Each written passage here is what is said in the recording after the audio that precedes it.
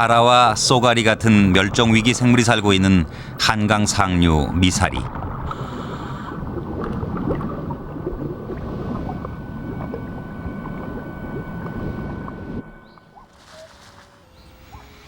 이곳은 물고기와 새들에게 한강에 남아있는 마지막 낙원이다.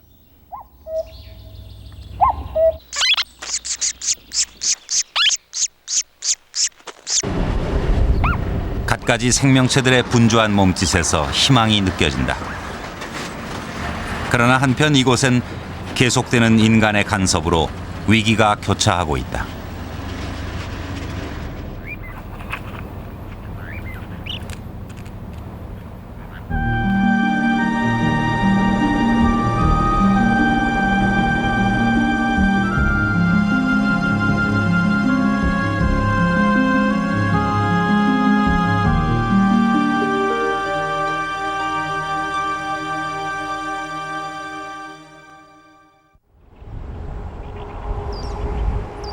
일명 미사리라 불리는 한강 상류 지역. 이른 봄 제일 먼저 미사리 상공의 모습을 드러낸 녀석은 맹금류인 황조롱이다.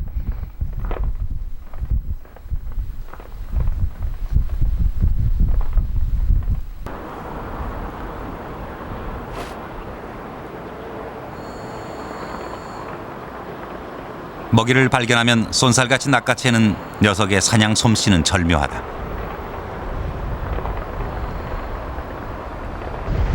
포획한 먹이를 물고 황조롱이는 팔당대교 쪽으로 날아간다. 벼랑 위에 있어야 할 황조롱이 둥지는 뜻밖에도 철근 교각 사이에 있다.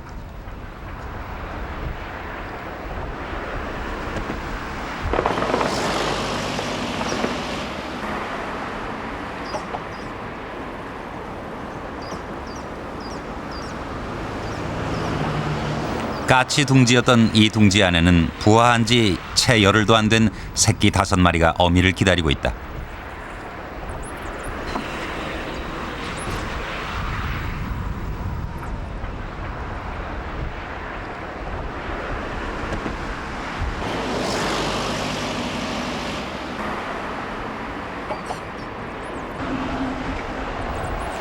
새끼들이 먹이를 먹는 동안 어미는 내내 둥지 밖을 경계하고 있다.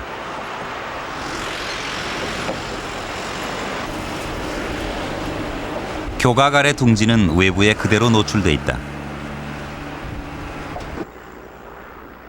게다가 황조롱이 둥지 아래에는 까치도 둥지를 틀었다.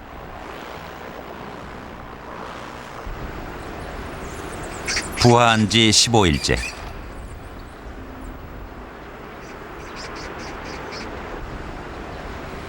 제 둥지를 황조롱이에게 내주고도 까치는 까치대로 둥지 밖이 불안한 눈치다.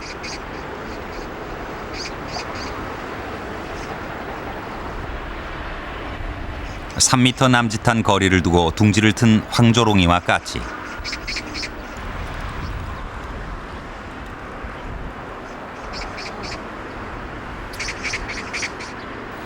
황조롱이와 까치의 몸짓에서 팽팽한 긴장이 느껴진다.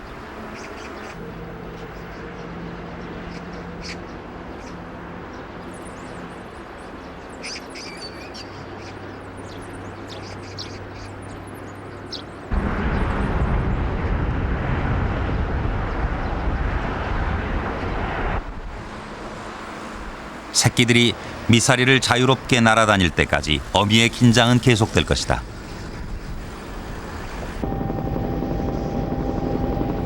북한강과 남한강 물이 합쳐져서 서울로 들어가는 길목에 있는 미사리.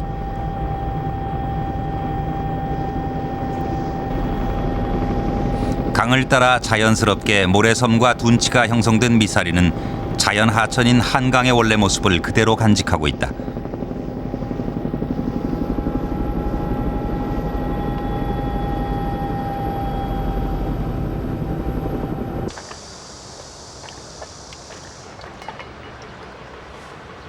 한강 줄기 가운데 사람의 손길이 비교적 적게 닿은 한강 상류.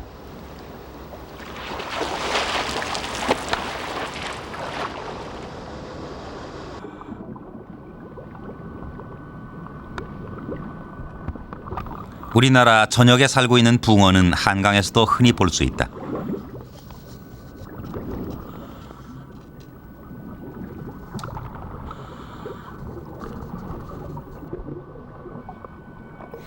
한강에서 가장 많이 발견되는 물고기는 물이 맑은 곳에 사는 누치다.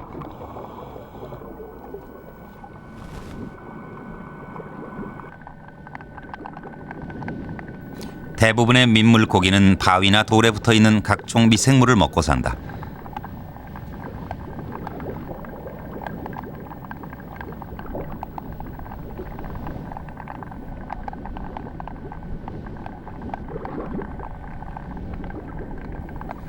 깨끗한 물에 사는 납자루와 중고기, 돌마자는 우리나라 고유종이다.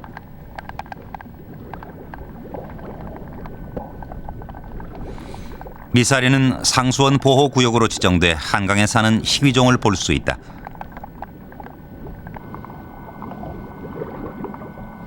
한반도와 중국에만 서식하는 쏘가리도 그중 하나다.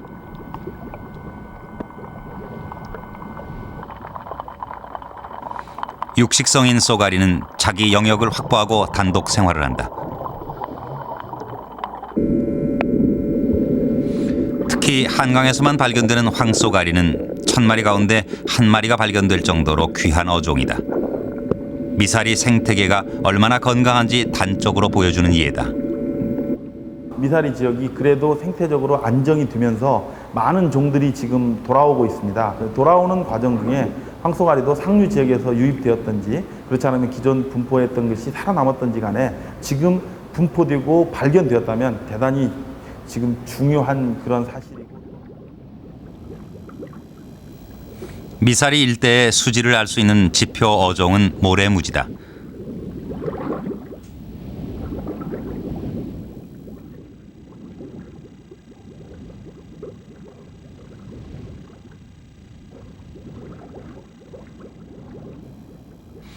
미사리에서 흔히 볼 수 있는 모래무지와 미러는 2급수 이상의 맑은 물에 살면서 수질 변화에 민감한 물고기다.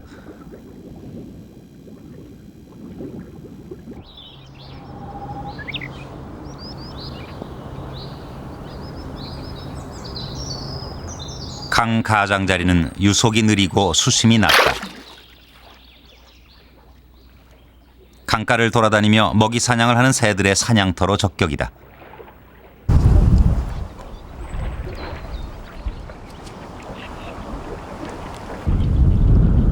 수심이 깊은 곳과는 물속 생태도 다르다. 수초가 발달해 있는 물속은 오염물질을 제거하는 수초의 정화작용으로 물이 맑다.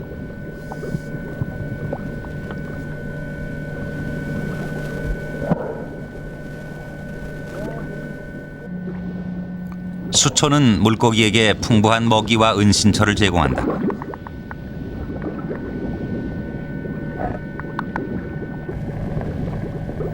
특히 이곳은 우리나라 고유종으로 알려진 각시붕어 서식처다.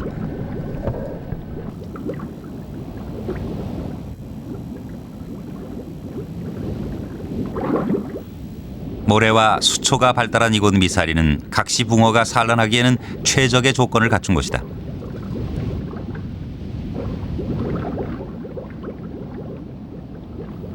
산란기 때 각시붕어가 모이는 지역의 강바닥에는 반드시 민물조개가 산다. 헤엄치며 사는 바다조개와는 달리 민물조개의 활동 영역은 넓지 않다.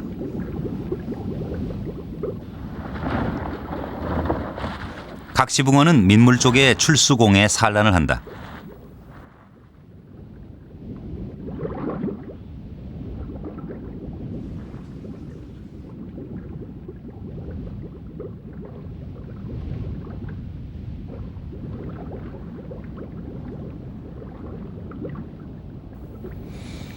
각시붕어의 산란 모습을 자세히 관찰하기로 했다. 민물조개와 각시붕어는 서로 공생관계를 이룬다. 자신의 새끼를 키워줄 조개를 찾는 것은 수컷의 몫이다.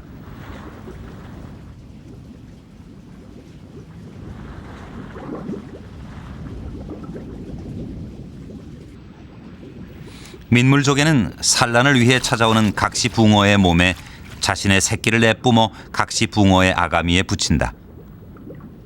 그런가 하면 조개가 그 각시붕어에 유패를 갖다 붙이는 거는, 조개는 아주 굼뜬 동물입니다. 그 멀리 새끼를 퍼뜨릴 수가 없어요. 그 대신 물고기에 붙여두면 물고기는 이동력이 굉장히 강하니까 저 멀리까지 새끼를 퍼뜨릴 수 있다는 그런 그 서로의 장점. 요걸 아주 산란기가 되면 각시붕어 암컷은 긴 산란관이 몸 밖으로 나온다.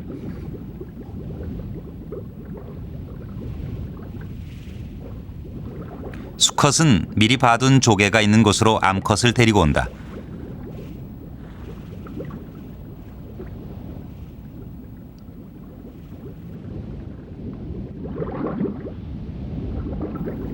암컷은 알을 낳을 둥지인 조개의 상태부터 살핀다.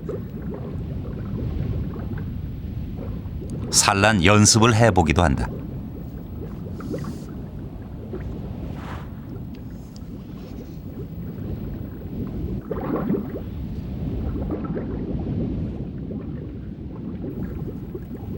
암컷을 차지하려는 다른 경쟁자를 물리치는 것도 수컷의 일이다.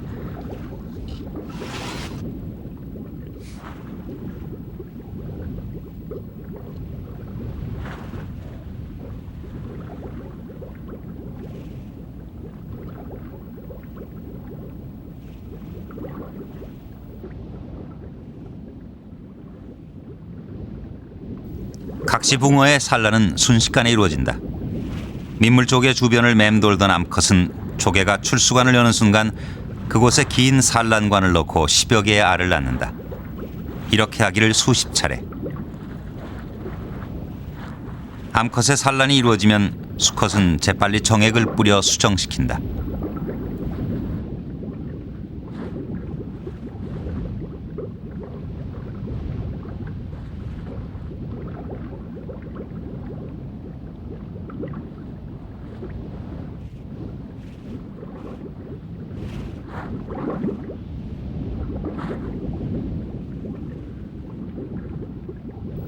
각시붕어처럼 민물조개에 알을 낳는 물고기는 중고기와 납줄개 종류로 15종 정도. 산란 장소인 민물조개가 없으면 이들 물고기는 멸종하고 만다. 민물조개가 사라진 한강 하류에서는 각시붕어를 발견할 수 없는 것도 이런 까닭이다.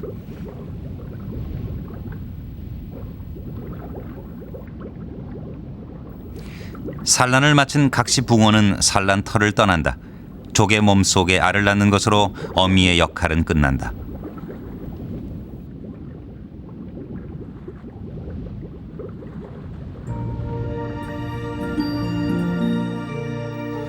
각시붕어 알은 조개의 아가미에 붙어서 자란다. 조개의 몸속에 있는 알은 그 어느 곳보다 안전하다. 각시붕어가 민물조개를 둥지로 택한 이유는 바로 이 때문이다.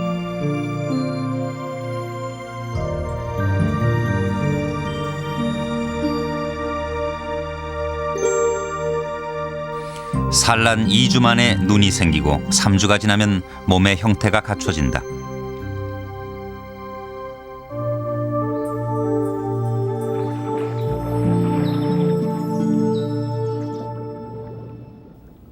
산란 28일째. 조개는 출수공을 통해 치어를 밖으로 내보낸다.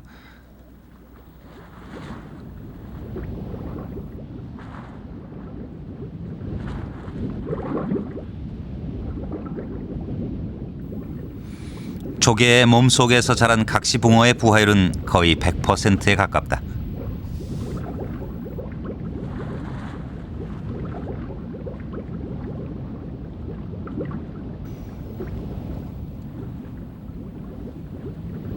민물조개와 각시붕어가 공생하는 미사리. 모래가 있고 그곳에 사는 민물조개 덕에 각시붕어는 올해도 새 생명을 탄생시켰다.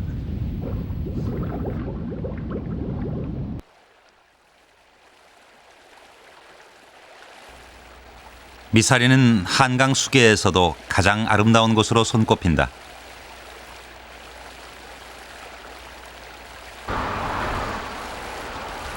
모래가 곱고 아름답다고 해서 이름 붙여진 미사리.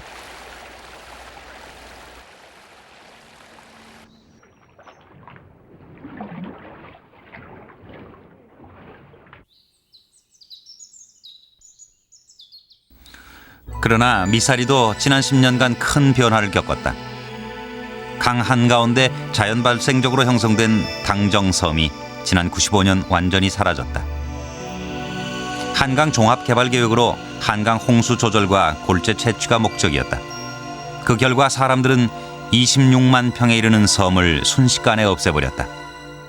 거기에 고라니, 노루, 고슴도치, 그 뭐 새들도 그 허연새 그 뭐라 그러나 그 뭐 그런 게 떼루경 와 있고 새제비 갈매기. 예, 해제비 칼매기 그런 것들과 알 품고 있고 매가 만약에 거기를 덤벼들면 그 수백 마리가 그냥 한꺼번에 매를 공격하고 그냥 그런 적이 있고 거긴 뭐 보섬이에요, 보섬.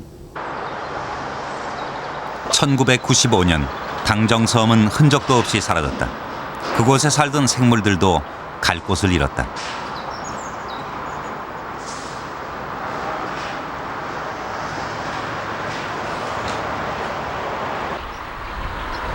당정섬이 사라진 지 6년.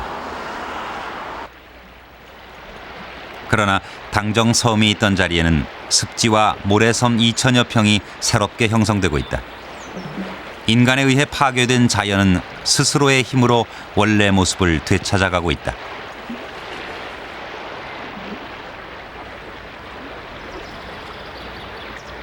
하천을 구성하는 여러 가지 지형, 뭐 자연재방이라든가 하중도라든가 하상 이런 것들은 마치 사람들의 여러 가지 기능, 장기나 신체 부분과 같이 의미를 다 가지고 있습니다. 당정섬이라고 하는 그 하중도도 말하자면은 그 홍수파 에너지를 저감시키는 기능을 가지고 있었고요.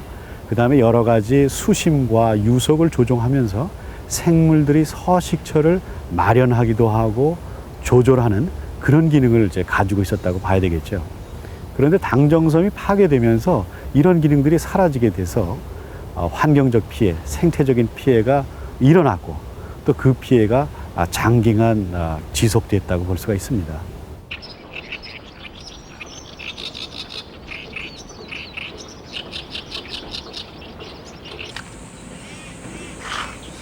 이곳엔 지금도 사람들의 간섭이 계속되고 있다.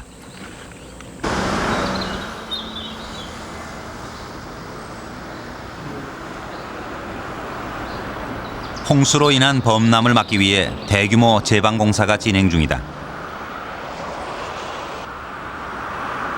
공사가 진행되는 동안 미사리에 사는 생명체들은 많은 진통을 겪는다.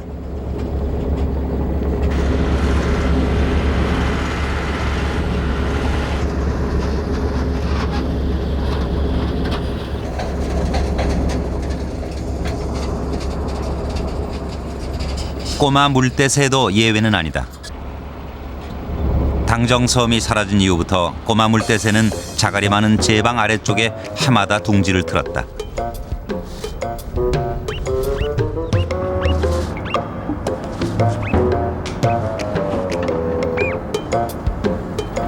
자갈 바닥에 접시 모양의 둥지 자리를 만들고 나면 수컷은 암컷을 유인한다. 땅 위에 둥지가 그대로 노출되기 때문에 암컷은 둥지를 고르는 데 까다롭다.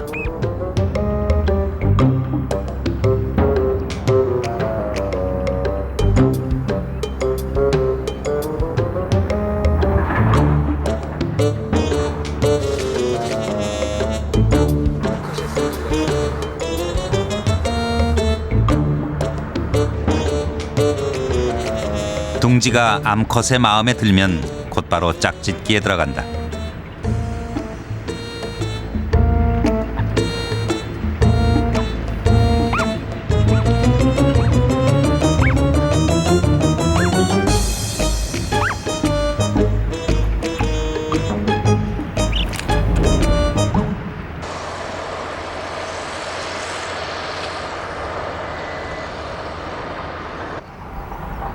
꼬마 물대새가 둥지를 튼 이곳은 공교롭게도 제방 공사가 한창이다. 하루에 수십 대의 공사 차량이 오가는 이곳에서 꼬마 물대새는 과연 알을 낳고 새끼를 키울 수 있을까?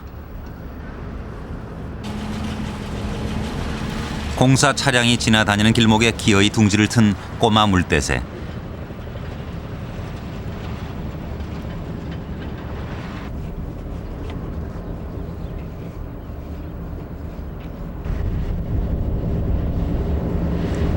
한시도 마음 놓을 수 없는 상황이다.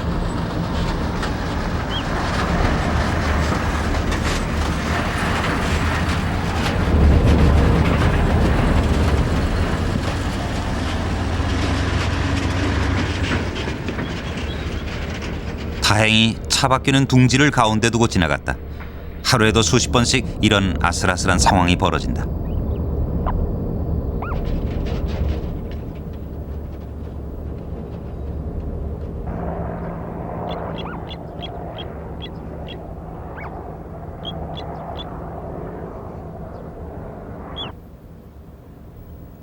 어미도 많이 놀란 모양이다. 생명까지 위협받는 위기 상황에서도 어미는 포란을 포기하지 않았다. 그러나 사람들의 간섭이 심해지면서 포란을 포기하는 둥지는 해마다 늘고 있다.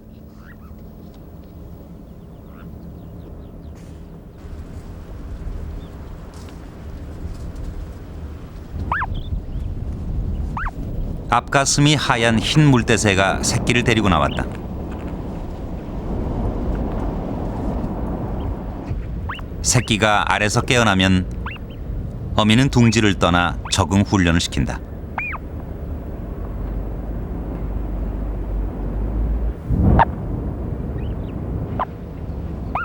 흰 물대새 어미가 잠시 시야에서 새끼를 놓친 사이 뜻하지 않게 버려진 둥지를 발견했다.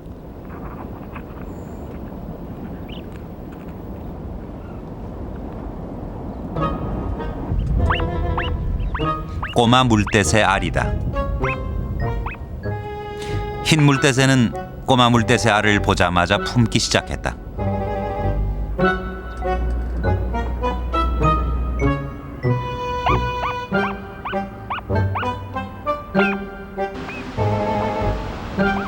그 사이 흰 물대새 새끼들은 어미를 찾느라 야단이다.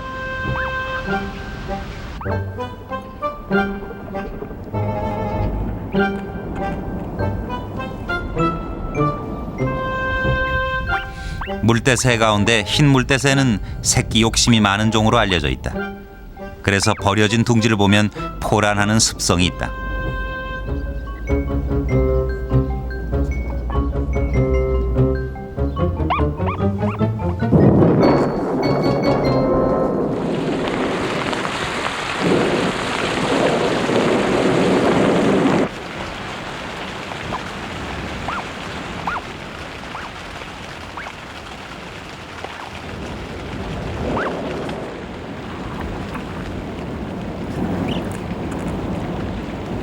아무래도 어미는 새끼 2마리와 알을 같이 품는 게 힘든 모양이다. 흰 물대새 암컷이 꼬마 물대새의 알을 품는 동안 새끼는 이제 수컷이 맡아서 키운다.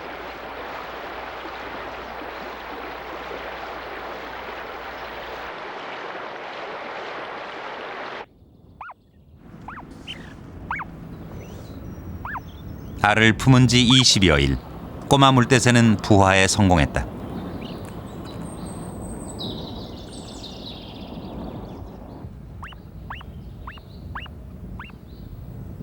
하마터면 태어나지 못했을 꼬마 물대새. 그러나 새끼를 가리지 않는 흰 물대새의 본능으로 꼬마 물대새는 미사리의 새 식구가 됐다.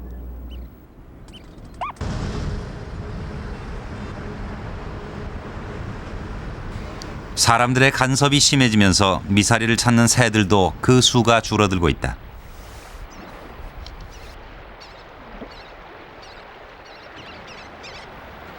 쇠제비 갈매기가 올해도 미사리를 찾았다. 한강에서 미사리는 유일한 쇠제비 갈매기 번식지다.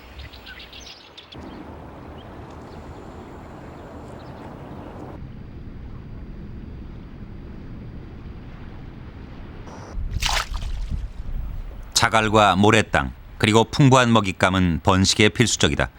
당정서음이 있을 때는 수백 쌍의 쇠제비 갈매기가 이곳을 찾았다. 그러나 올해 미사리를 찾은 쇠제비 갈매기는 단 한 쌍이 발견됐을 뿐이다.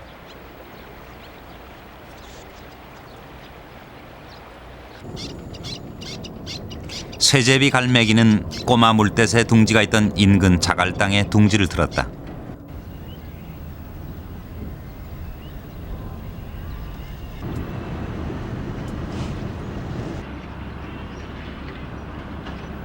쇠제비 갈매기의 포란도 순탄치 않은 상황이다.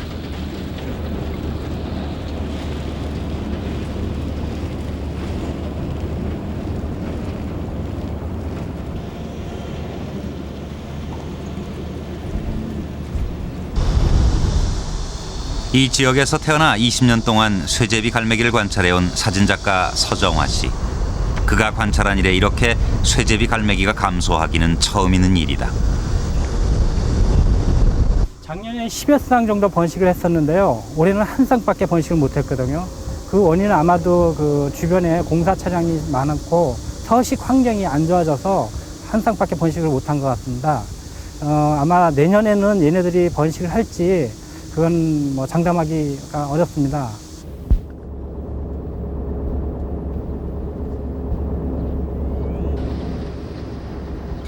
어미는 불안감에 떨며 약 20여일 동안 알을 품었다.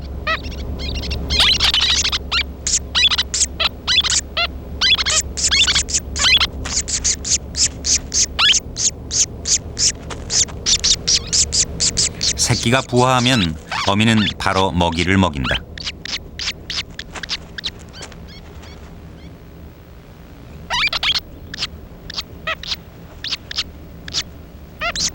어미가 물어다 준 물고기가 어린 새끼가 먹기에는 너무 컸다.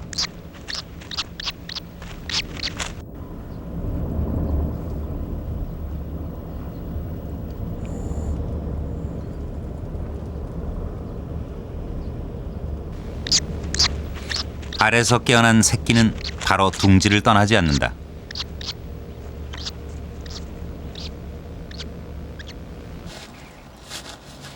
그동안 새끼를 살찌우는 일은 어미의 몫이다.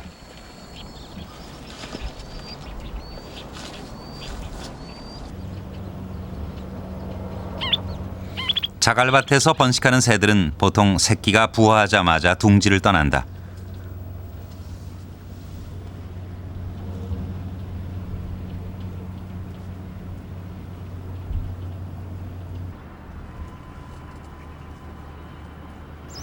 그러나 쇠제비 갈매기는 3, 4일 정도 둥지 속에서 새끼를 더 키워야 한다. 사람의 간섭이 많은 이곳은 그만큼 더 위험하다.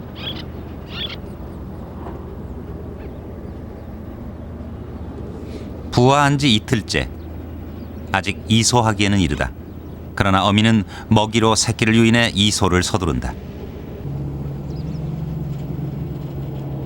불안한 주변 상황 때문에 둥지를 떠나는 시기가 앞당겨졌다.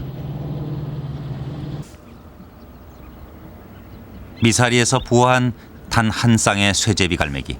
어쩌면 이들은 한강을 찾은 마지막 쇠제비 갈매기로 기억될는지 모른다.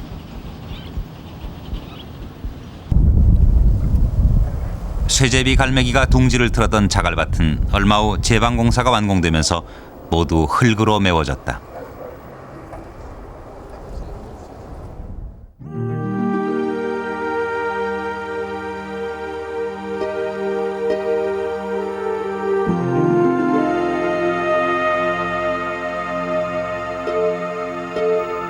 미사리는 강물의 흐름과 주변 환경에 따라 수중 생태도 다양하다.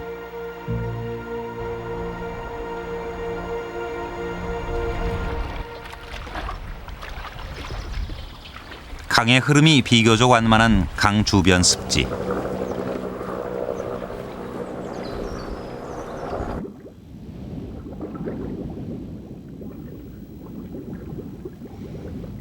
외래종인 베스가 활개를 친다.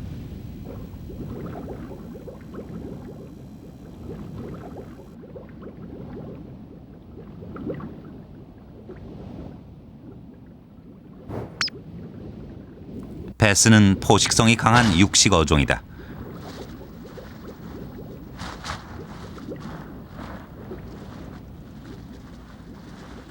턱이 발달하여 공격성이 강하다.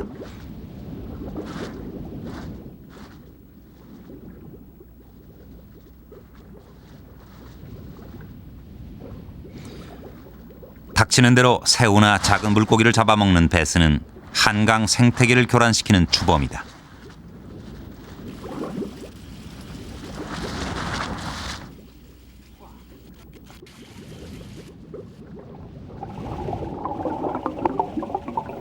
블루길도 예외는 아니다.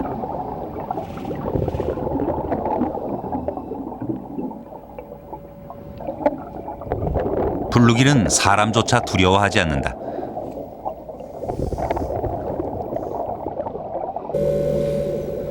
주로 팔당호에서 유입되는 외래종인 베스와 블루길의 한강은 무방비 상태다. 이 과정에서 습지 주변에 사는 어류는 서서히 외래종으로 교체되고 있다.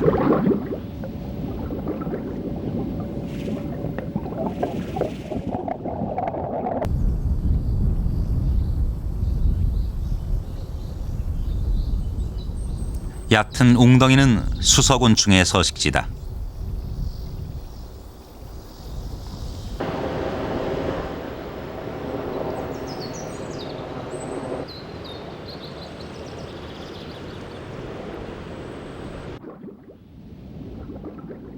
고여있는 물에서도 생명활동은 활발하다. 잠자리 유충은 습지한 웅덩이에 사는 대표적인 생물이다.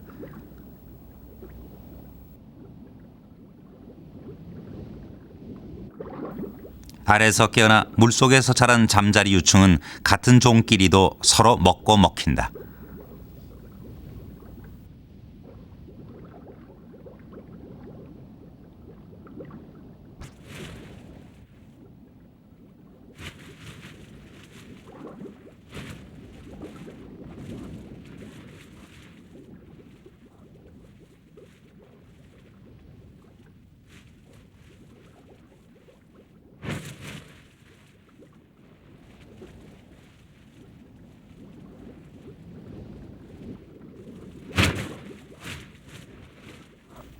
고여있는 물속에서도 치열한 생존 경쟁이 벌어지고 있다.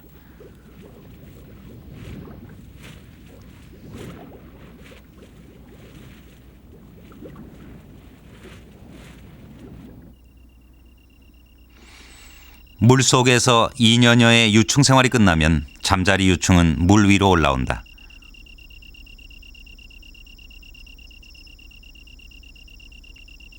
밤을 틈타 물 위로 올라온 잠자리는 마침내 우화를 시작한다.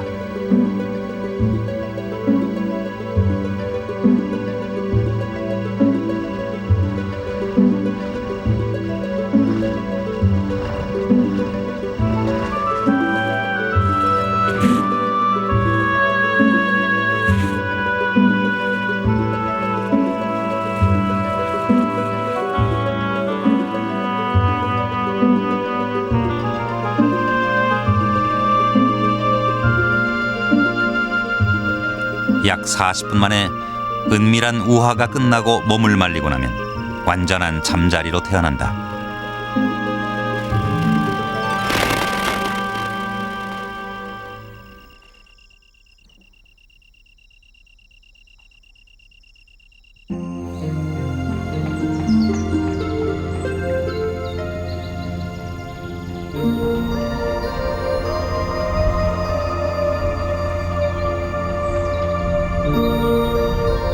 강 옆에 자연스럽게 형성된 둔치는 사람들에게도 좋은 휴식 공간을 제공한다.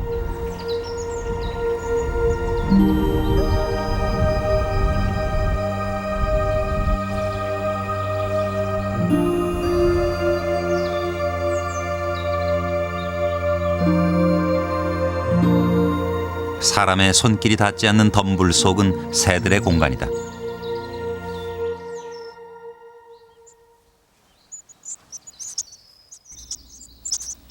풀숲에서 환경부 보호종으로 지정된 큰 덤불 해오라기 둥지가 발견됐다. 보기 드문 여름새인 큰 덤불 해오라기는 이미 새끼들 부화를 마친 상태다.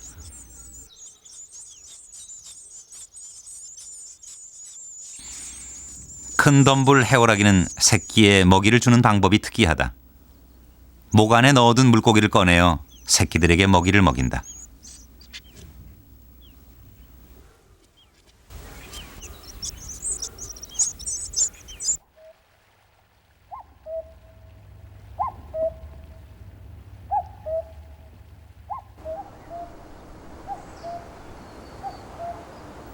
(6월) 중순 여름철새인 뻐꾸기가 미사리를 찾았다.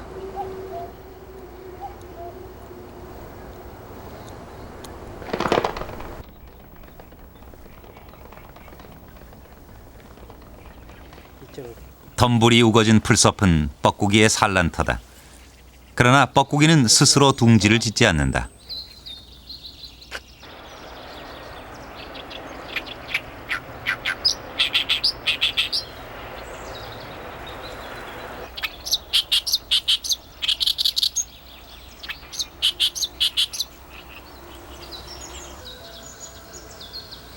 대신 뻐꾸기는 다른 새의 둥지를 노리고 있다.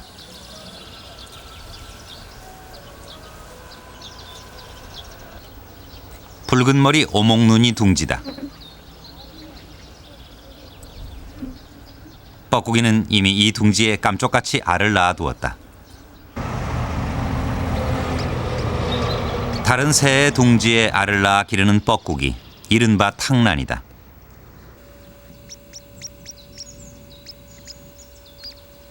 그러나 붉은 머리 오목눈이는 제가 낳은 알과 뻐꾸기 알을 구별하지 못하고 모두 자기가 낳은 알인 줄 알고 품는다.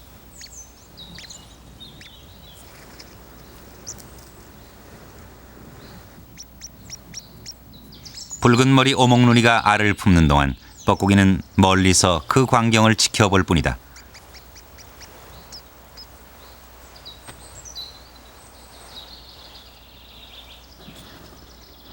알을 품은 지 12일째.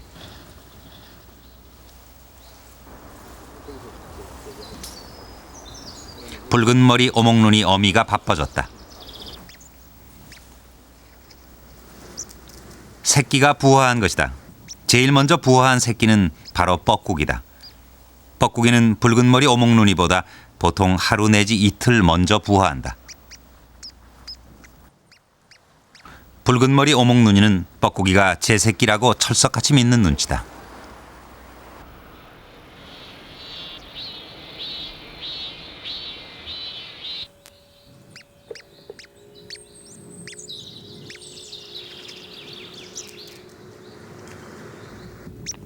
뻐꾸기 새끼는 부화 후 하루가 지나면 특유의 본능이 발휘된다.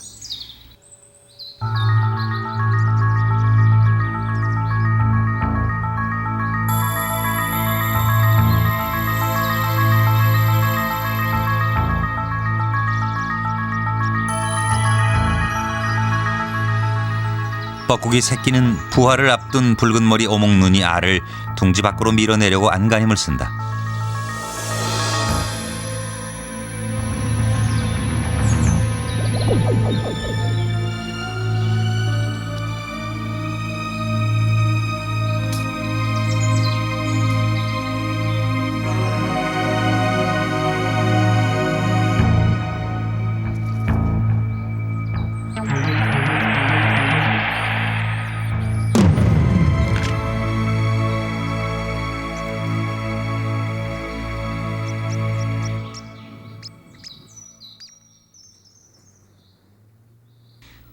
알을 둥지 밖으로 밀어내려는 새끼 뻐꾸기의 노력은 필사적이다. 집요하게 둥지 안에 있는 알을 모두 밖으로 밀어낸다. 몸집에 비해 적은 둥지를 혼자 차지하려는 본능이다.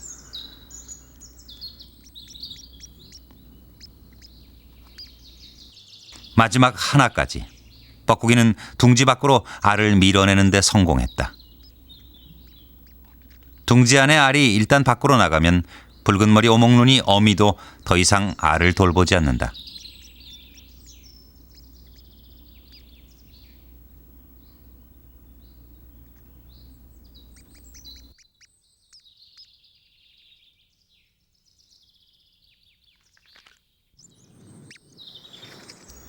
어미는 제 새끼 알에는 관심이 없다.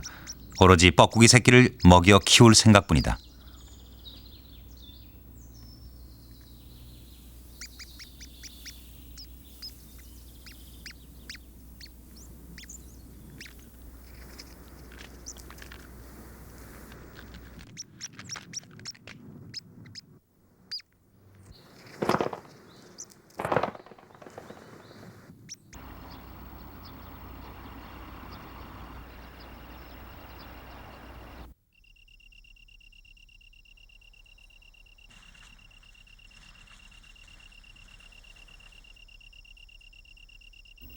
인적이 드문 밤, 풀이 우거진 덤불은 들고양이들 세상이다.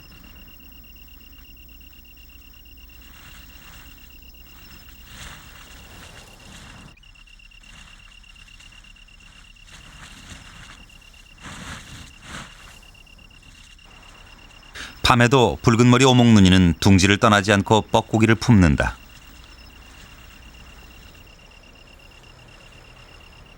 그런데 갑자기 붉은 머리 오목눈이 어미가 둥지를 떠난다.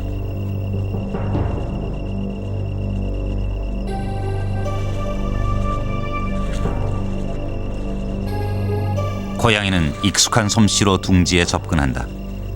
고양이가 뻐꾸기 새끼를 노리고 있는 게 분명하다.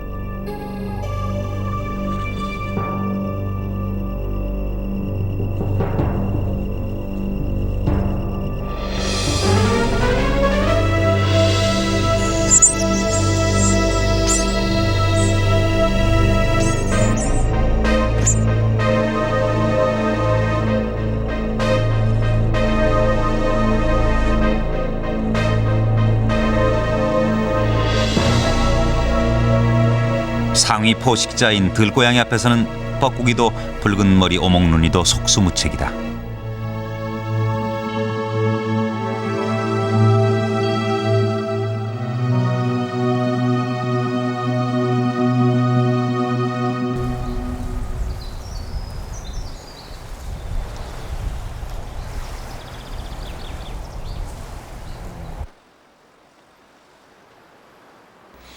팔당대교 교각 사이에 있던 황조롱이 둥지. 새끼들이 부화한 지 25일이 지났다. 새끼들 몸에는 어미와 같은 굵은 털이 나기 시작했다. 이제 곧 둥지 밖으로 나갈 날도 얼마 남지 않았다.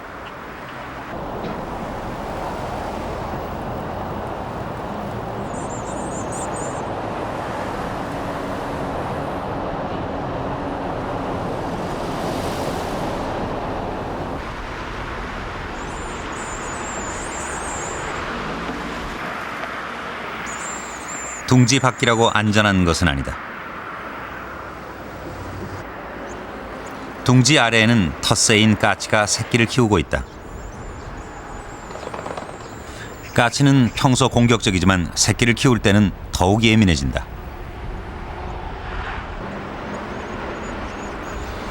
어린 황조롱이에게 까치는 위협적인 존재다.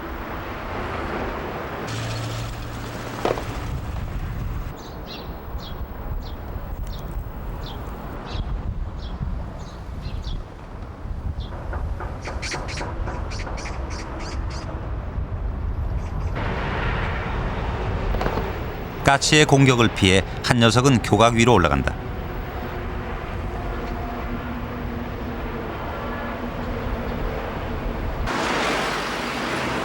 그러나 교각 위에는 더 큰 위험이 도사리고 있다.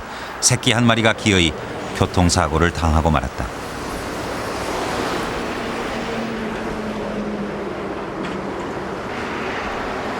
날기 위해서는 아직 시간이 더 필요하다.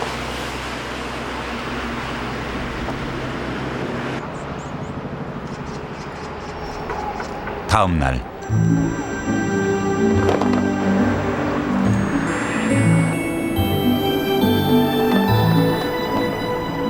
황조롱이는 맹금류다운 날갯짓으로 미사리 상공에 떠올랐다.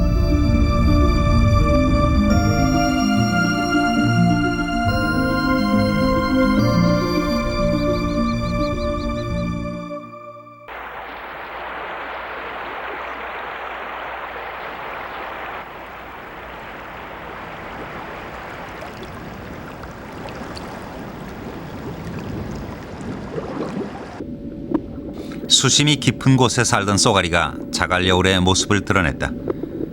산란기가 되면 단독 생활을 하던 쏘가리는 물이 지어 산란하기 좋은 곳으로 이동한다.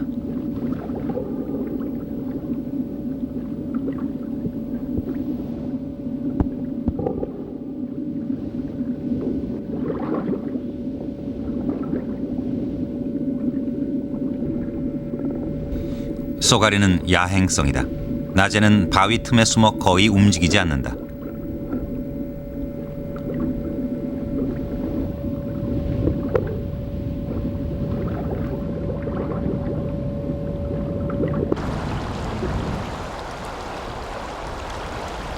산란도 깊은 밤에 이루어진다.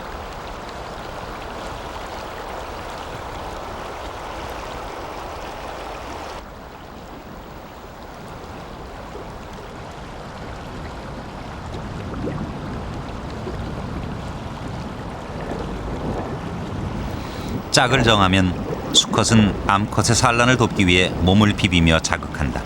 산란 전 구의 행동이다.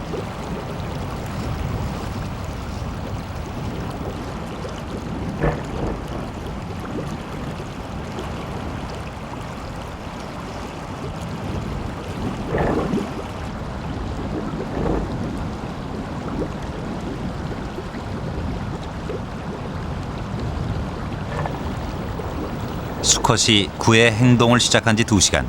비로소 암컷은 산란을 한다. 암컷이 산란하면 수컷은 바로 방정하여 수정시킨다.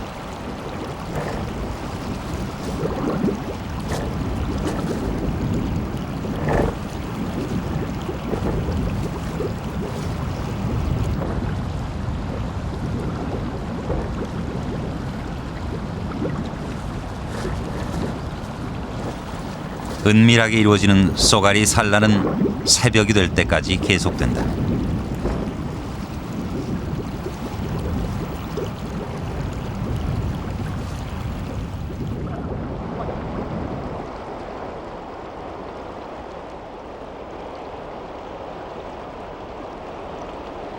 다음 날 산란 흔적을 찾아보기로 했다.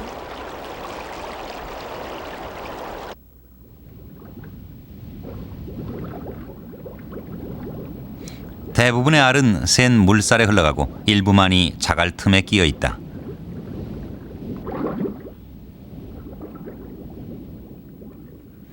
쏘가리는 덩치에 비해 알의 크기가 작다. 어미가 돌보지 않고 스스로 부화해야 하기 때문에 천적의 눈을 피하기 위해서다.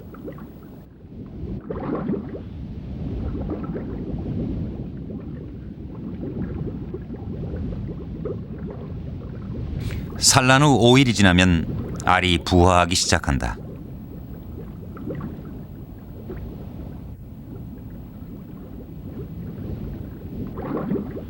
부화한 쏘가리 치어는 치어 시기를 수초지대에서 보낸다. 이곳에서 부화한 일반 어종의 치어는 쏘가리 치어의 먹이가 된다. 쏘가리 치어는 먹잇감이 풍부한 이곳 수초지대에서 여름을 나게 된다.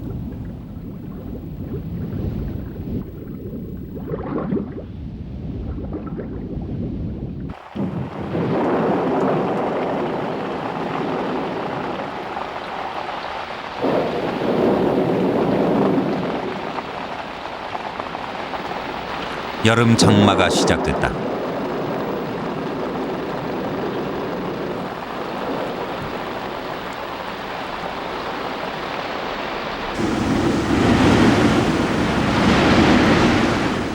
집중호우가 시작되자 팔당댐에서는 초당 3,000톤의 물을 쏟아내기 시작했다.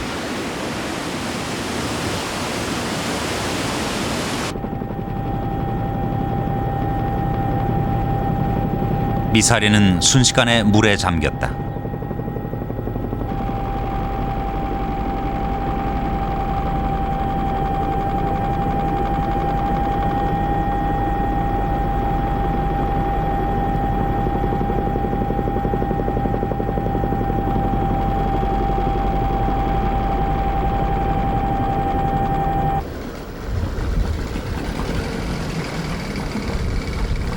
상류에서 떠내려온 쓰레기와 오폐수가 흘러넘친다.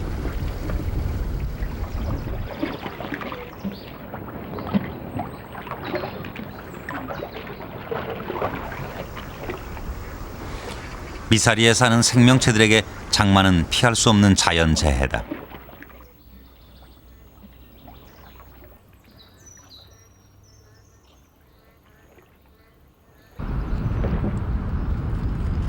강으로 흘러든 오폐수로 맑은 물에 사는 쏘가리도 떼죽음을 당했다. 해마다 벌어지는 일이 올해도 반복된 것이다.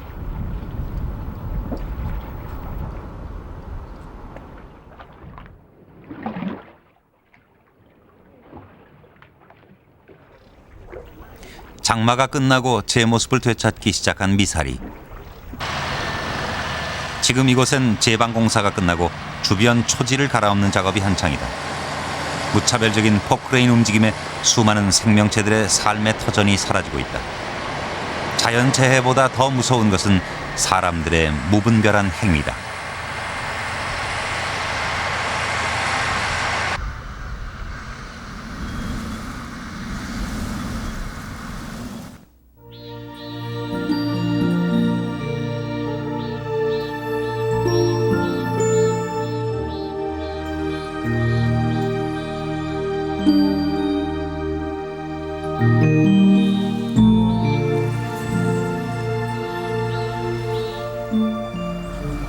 장마로 일부가 물에 잠겼던 갈대밭에서 뜻밖의 쇠개개비 둥지가 발견됐다.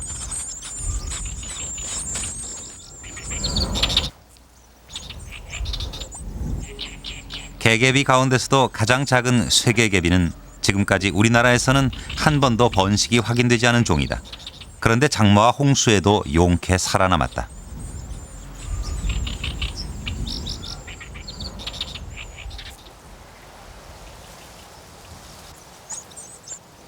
높은 지대에 있는 갈대 군락 속에 집을 지은 덕분이다. 우리나라에서는 최초로 미사리에서 번식이 확인된 쇠개개비. 자연의 시련을 이겨내고 쇠개개비는 새끼를 키워냈다. 이제 곧 쇠개개비 새끼들도 둥지를 떠나 미사리의 새 식구로 살아갈 것이다.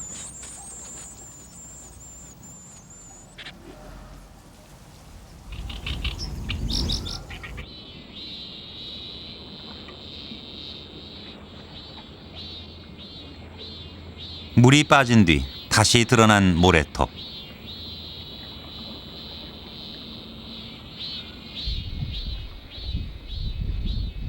그곳에서 우리는 뜻하지 않은 생명체와 만났다. 자라다.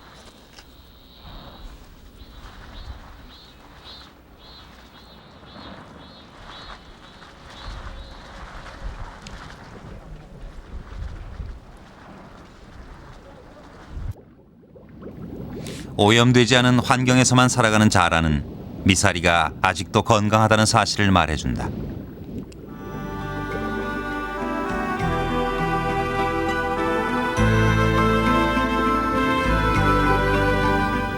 고운 모래와 맑은 강물이 흐르는 한강의 상류 미사리.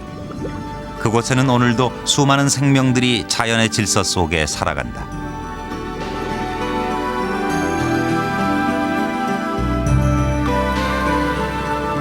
자라가 그렇듯이 미사리는 인간의 간섭이 없는 자연 그대로를 꿈꾼다.